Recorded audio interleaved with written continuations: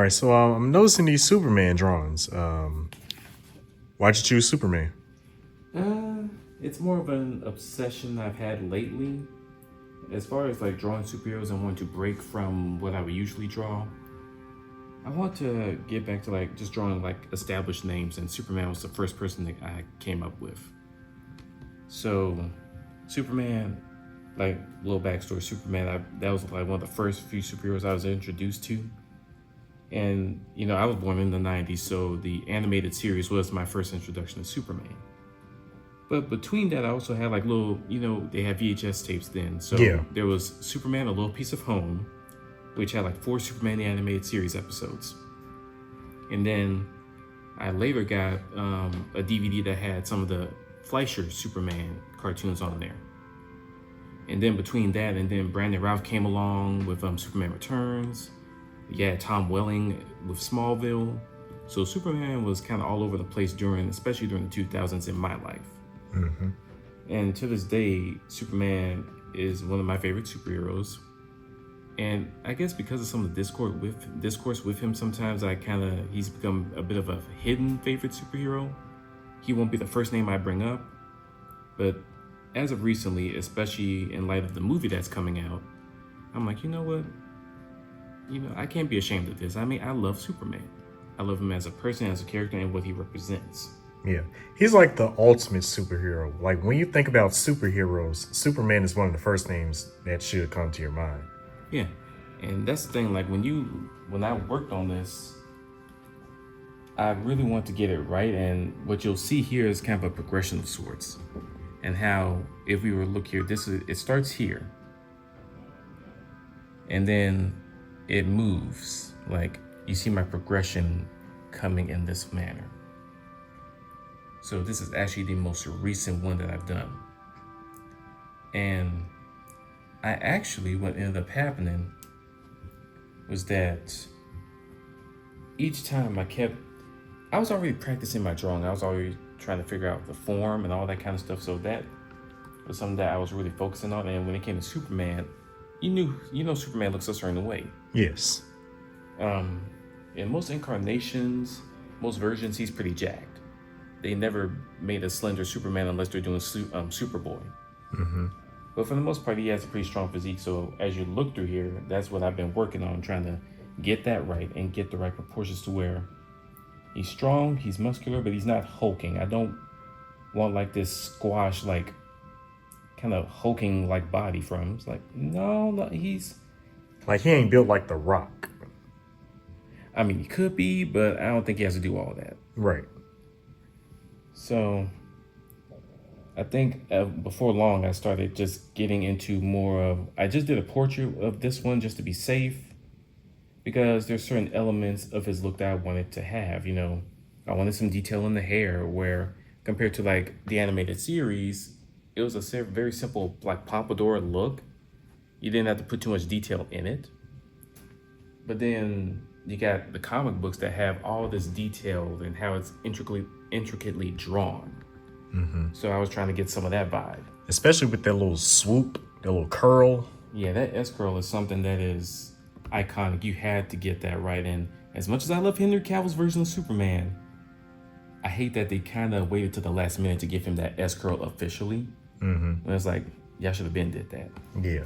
Like, I don't care what version of Superman you were going with, that S-curl must be there. Like, that is an iconic look. Yeah. Like, and that has been a very consistent look of Superman throughout history. Yeah. So my biggest thing, especially this one I'm most proud of, it's the color drawing. This is with colored pencil. Mm-hmm. And the way it came out was so good to me. That looks really nice. And I mean, I went over it countless times because I wanted to make sure there was enough shadow, enough shading, enough color. And this is where you see the Fleischer influence. This shield, it strictly came from that time period, from that show. And then I did the whole darker underwear kind of color from Superman the animated series. I still don't think it's dark enough, because it almost looks black with just this little strip of red on the side to let you know, like, oh, it is red. It's just a darker red. So small stuff like that influenced the style. Mm-hmm. And then this one, I just did it recently, casually, of like, well, let me just try it again. Like, I ain't feel like coloring it. I just wanted to draw Superman one more time.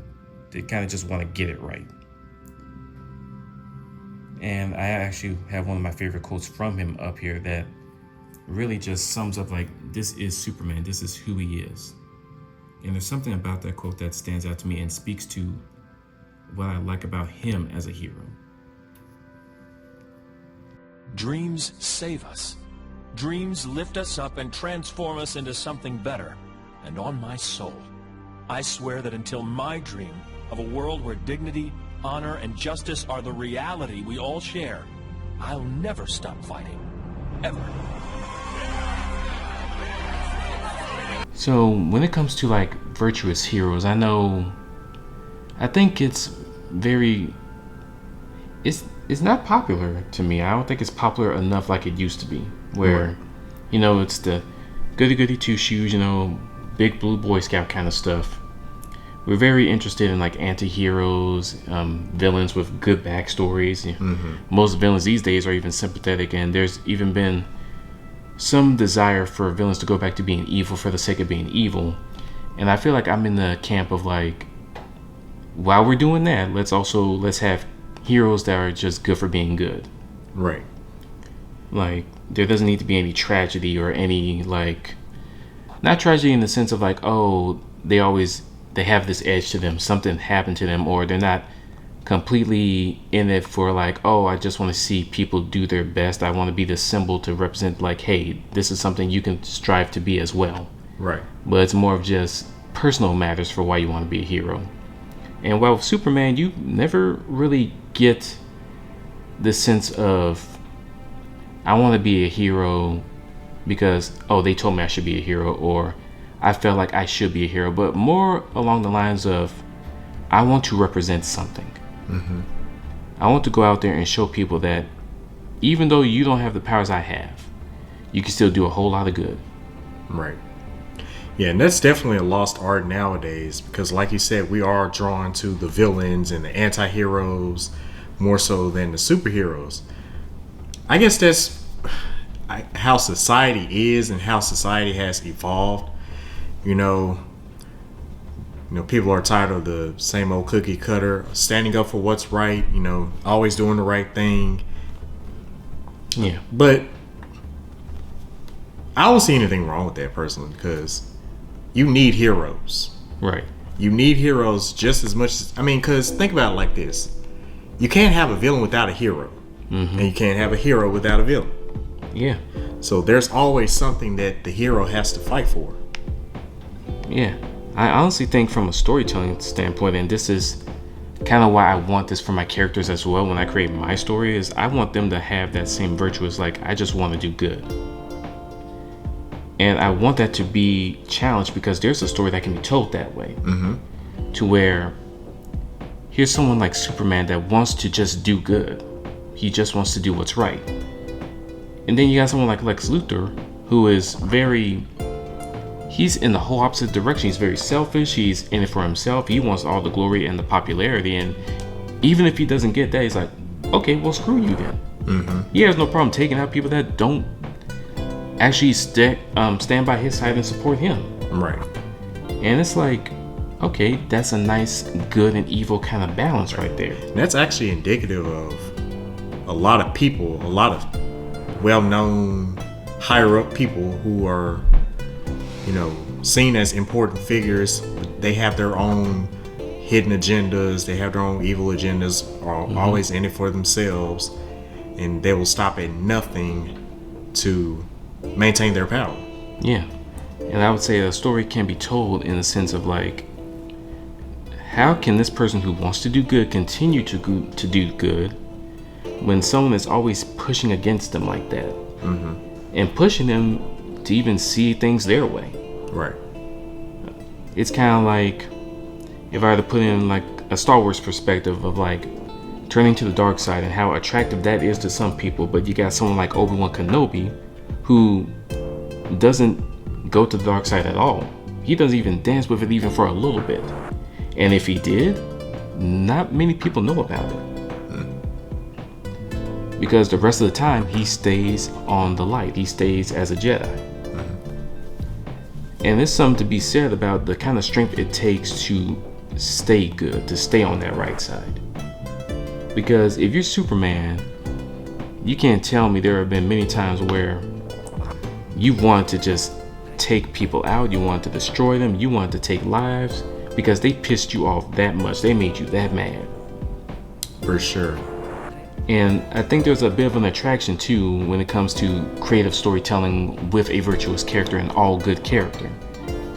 Because whoever they go against, they're not able to break someone like him so easily. They're not able to break someone like Superman so easily, and it drives them nuts. So they try harder. They go further. And it's like, okay, this will do it. This will do it for sure. And then they still don't break. So then it not only gets a little funny when you think about it, because you think, dang, all this stuff you're trying, and you still can't break him. They doing all that for nothing. It's like all that effort is just wasted energy. Yeah, and it also, having a virtuous character also shines a light not only on what we can be, but also shines a light on how we are now and some of our tendencies, you know, when they go against these villains. Because there are some of us out there who, a person will take the high road and we won't explicitly say it, but we'll show it in our attitude and our behavior and what we do, and be like, I will break you. Because it's like, I don't like that you're smiling and walking away as if I didn't affect you. And like it messes with their head. Right. And I think psychologically it might even beg the question of like, so if that didn't break them, then what does that say about me that did get to me?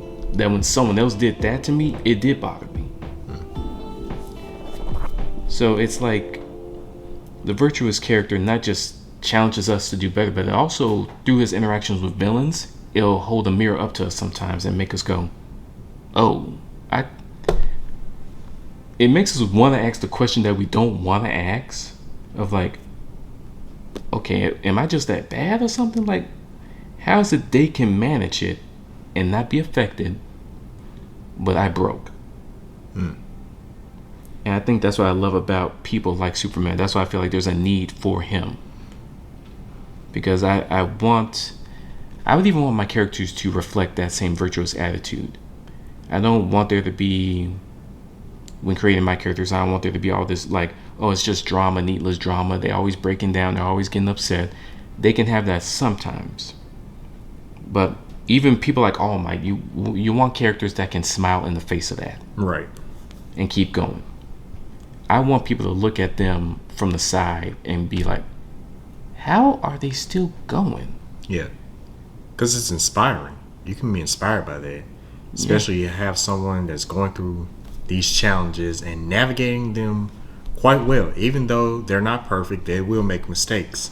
But they overcome. They push through. They endure. Yeah. And I think that's why even now I have a greater respect for Superman than anything else. Because as much as I love Spider-Man, people love Spider-Man, they love Batman. It's like, that's cool. They're cool. They're great characters. They're great heroes. They are memorable for a reason. But when it comes to someone who does the best they can, I would even go so far as to say Spider-Man can't hold a candle to Superman. Because we have to come up with alternate universes and timelines where he snapped. I don't think there's ever been an in canon, like in the prime timeline situation that I know of. And I mean, someone please point it out to me if there is a moment in the main prime timeline where Superman snapped and he went like for a moment even full on villain. But you'll see more of that from Peter and Batman than you would from Superman, and we'll still applaud it because it's like, well, you know what, fair. Yeah, you pushed them to that point. So when they had it coming. Yeah, when they get back, we applaud it. We celebrating that. Yeah, but with Superman, you don't see it often, and I'm saying that's inspiring too. That's motivating. That should push any of us to like, okay, it may be harder to do, but maybe we should take the high road.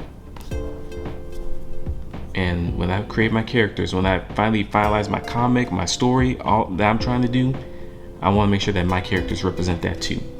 That we can take the high road. Right.